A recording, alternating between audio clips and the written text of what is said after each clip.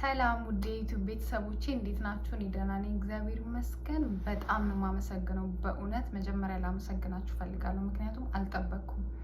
በጣም ነው የደነገጥኩት ስላችሁ በዚች 2 ቀን ውስጥ ይሄ ሁሉ ሰው ሰብስክራይብ አድርጎኛል። ይሄ ሁሉ ሰው ነው የሚወደኝ። ማመን ነው ያቃተኝ፣ በእውነት ማመን ነው ያቃተኝ። አስባችሁታል? 2-3 ቪዲዮ ብቻ ነው የጫንኩት፣ ያለው ቪው እንዴት ደስ እንደሚል ያ ሁሉ ሰብስክራይብ። በጣም ነው ማከብራችሁ፣ በጣም ነው የምወዳችሁ። እኔ ምንም ቃላት የለኝም። ከልቤ አርጌ አመሰግናለሁ ለሰጣችሁኝ አስተያየት። ሰብስክራይብ ላደረጋችሁኝ በሙሉ ከልብ አመሰግናለሁ። ሰብስክራይብ ያላደረጋችሁ ደግሞ ሰብስክራይብ አድርጉ፣ ቤተሰብ ሁኑ ከኔ ጋር ማለት ነው። በጣም ነው የምወዳችሁ የኔ ወዶች። የዛሬው ሀሳቤ ምን መሰላችሁ? ያው ሳውዲ የቆየሁት 2 ዓመት ነው። 2 ዓመቴን ኮንትራቴን ጨርሼ ወደ ኢትዮጵያ እየገባሁ ነው። ያው አልመለስም፣ እንደኔ ሀሳብ አልመለስም። እግዚአብሔር ደግሞ እዛ ያለው ነገር ሰላም ያርግልኝ ብዬ ተስፋ አደርጋለሁ። ከዛ ባለፈ ምን አለ መሰላችሁ፣ በ2 ዓመት ውስጥ ምን እንደተማርኩኝ ሀሳቤን ላካፍላችሁ ስለፈለኩኝ ነው። 4 ነጥብ አነሳላችኋለሁ፣ እኔ የተረዳሁትም ማለት ነው። የእናንተን አስተያየት ደግሞ ኮሜንት ላይ ታስቀምጡልኛላችሁ። እኔ እየገባሁ አነባለሁ። እሺ እኔ ወዶች እና ምን ተማርኩ መሰላችሁ? መጀመሪያ ትዕግስት ነው የተማርኩት።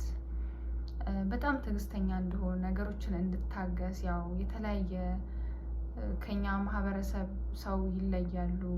የራሳቸው ባህል፣ የራሳቸው ቋንቋ አላቸው፣ የራሳቸው አኗኗር አላቸው። በጣም ከኛ ይለያል እና ያን እንግዲህ መላመድ ማለት ያን ታግሶ መስራት በጣም ቀላል ሊመስለን ይችላል፣ ግን በጣም ከባድ ነገር ነው። ትዕግስት ይፈልጋል። ቋንቋ እስክትለምዱ ድረስ ያለው ሂደት፣ ነገሮችን ከነሱ ጋር እንዴት ለመግባባት የምትታገሉበት መንገድ፣ ስራውን እስክትለምዱ ድረስ ያለው ነገር በጣም ከባድ ነው። ያ ደግሞ ትዕግስትን አስተምሮኛል እና በመምጣቴ አልጸጸትም፣ ምክንያቱም ብዙ የተማርኳቸው ነገሮች ስላሉ ነው። ሁለተኛ ደግሞ ነፃነት። የነፃነት ዋጋ የገባኝ ቦታ ቢኖር እዚህ ቦታ ነው። የሀገር ፍቅር ነው የጨመረልኝ። በቃ ሀገሬ ምን ያህል እንደምወድ አሁን ላይ ምንም ቃላት የለኝም፣ ልነግራችሁ አልችልም። እና የነፃነት ዋጋ በጣም ትልቅ ዋጋ እንዳለው ነው የገባኝ የኔ ውዶች።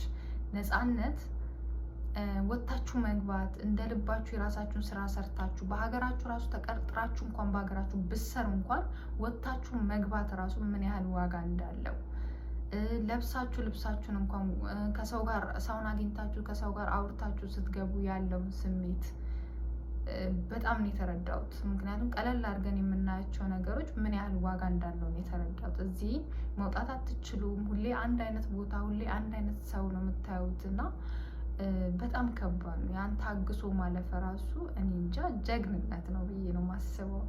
ሶስተኛ ደግሞ ስለ ገንዘብ በራሳችን እኛ ወጣት ነን፣ ሰርተን በራሳችን በላባችን ጠብ አድርገን ላባችንን ሰርተን የምናገኛት ብር ማለት ነው።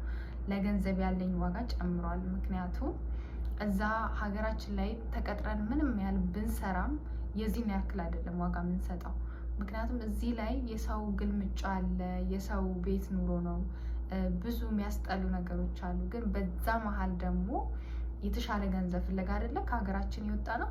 ያችን ገንዘብ ያገኘናትን እንዴት መያዝ እንዳለብን፣ ለገንዘብ ምን ያህል ዋጋ እንዲኖረኝ በቃ አለ አይደለ ስላሉት ነገሮች በሙሉ ስለ ገንዘብ እንዳውቅ ነው የረዳኝ እና ገንዘብን ይበልጥ እንድወድ እንዳከብረው አድርጎኛል ስደት ማለት ነው።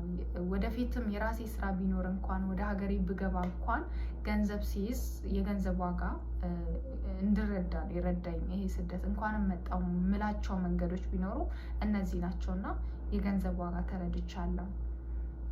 ሌላው አዲስ ለምትመጡ እንደኔ ሀሳብ ለምላችሁ ነገሮች ያው የተረዳሁት ነገር እነዚህን አገናዝባችሁ ነው።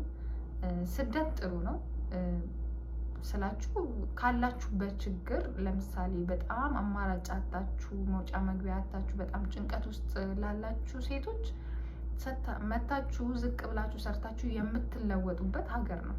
በቃ ምንም ይሄን ያለ ብዙ ችግሮች ቢኖሩም እንደ እድላችን ደግሞ የሚገጥመን ቦታ መጥፎች ቢኖሩም የተለያዩ ጉዳቶችም ቢኖሩ በዛው ልክ ደግሞ መልካም ነገሮችም አሉ አንዳንዴ። ምክንያቱም አንዳንዴ ሰርተን የምንለወጥበት እንደ ስራ ማስጀመሪያ የሚሆነንን ነገር መነሻ ነገር የምናገኝበት ያለሁበትን ቦታ ስለሆነ ስደትን በመጥፎ መልክ ከሚያዩት ውስጥ አንዷ አይደለሁም።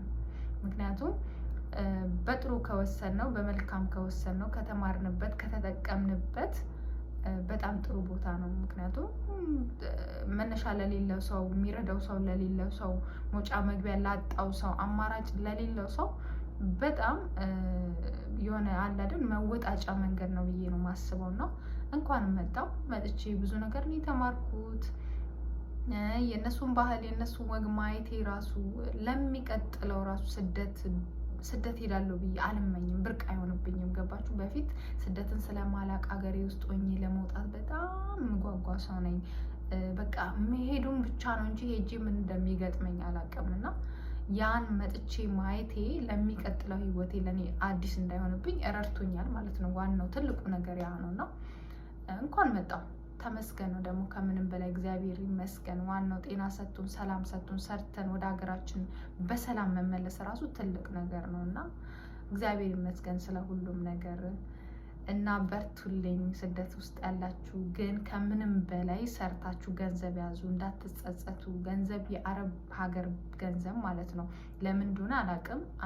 ከጠፋ በኋላ በጣም ነው ጸጸት እዚህ ጋር ልቤ ውስጥ ነው የሚያመኝ። እኔ ያለ አግባብ ያወጣሁት ገንዘብ ካለ ማለት ነው። እና ውስጣችሁ ጸጸት እንዳይሰማ ገንዘባችሁን ቆጥቡ። ያላችሁን በቃ ይሄን ያክል ትልቅ ብር ምናምን ለማለት አይደለም። ያላችሁን ገንዘብ ቤተሰብ የምትረዱ ከሆነ ረድታችሁ፣ የቀረችዋን ግን ቆጥባችሁ ያለ አግባብ ገንዘብ አታውጡ።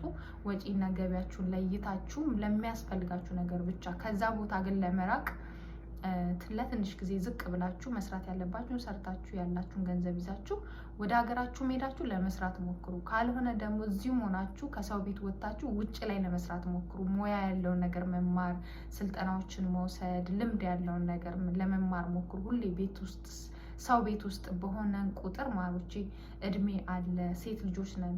በቆየን ቁጥር ደግሞ ውስጣችን እየደነዘዘ ፍርሃት እየጨመረ ነው የሚሄደው እና በዛ ልክ ደግሞ ወደፊት ሰዎች አሁን ለምሳሌ ኑሮ ውድ ነው፣ ኢትዮጵያ ትምጡ፣ እንደዚህ አታርጉ የሚለን ነገሮች ሁሉ እውነት ይመስለናል እኛ በቆየን ቁጥር ማለት ነው።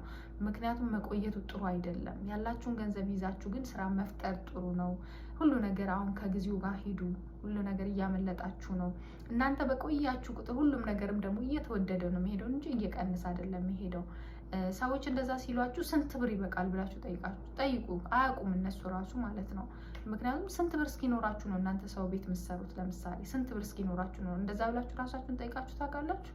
የሰው ልጅ ስንት ብር እስኪኖረው ድረስ ነው። ለምሳሌ አይ ኑሮ ውድ ነው ኢትዮጵያ እንዳትመጡ ለሚሉ ሰዎች ይሄ ብር ቢኖራችሁም 1 ሚሊዮን ቢኖራችሁም አይበቃችሁም፣ 2 ሚሊዮን ቢኖራችሁም አይበቃችሁም ለሚሏችሁ ሰዎች ስንት ብር ቢኖረን ነው የሚበቃን? ወይ ስንት ብር ቢኖረን ነው ስደት ይበቃናል ብለን የምናስበው ብላችሁ ብትጠይቃችሁ መልስ የላቸውም። ስለዚህ እነዚህ ሰዎችን አትስሙ። እናንተ ግን ይደክማችኋል። ድካማችሁ የምታውቁ እናንተ ናችሁ። ያላችሁበትን ሁኔታ የምታውቁት እናንተ ናችሁ። የሚበቃ ብር ከያዛችሁ ቢያንስ ስራ ማስጀመሪያ ካገኛችሁ በቂ ነው። በቃ ሰው ቤት አትቆዩ። እሺ የኔ ውዶች፣ ብዙ መስራት የምትችሉ ጎበዝ ልጆች አላችሁ እና ነቃ ብላችሁ ከሰው ቤት ወጥታችሁ ስራ ለመፍጠር ሞክሩ።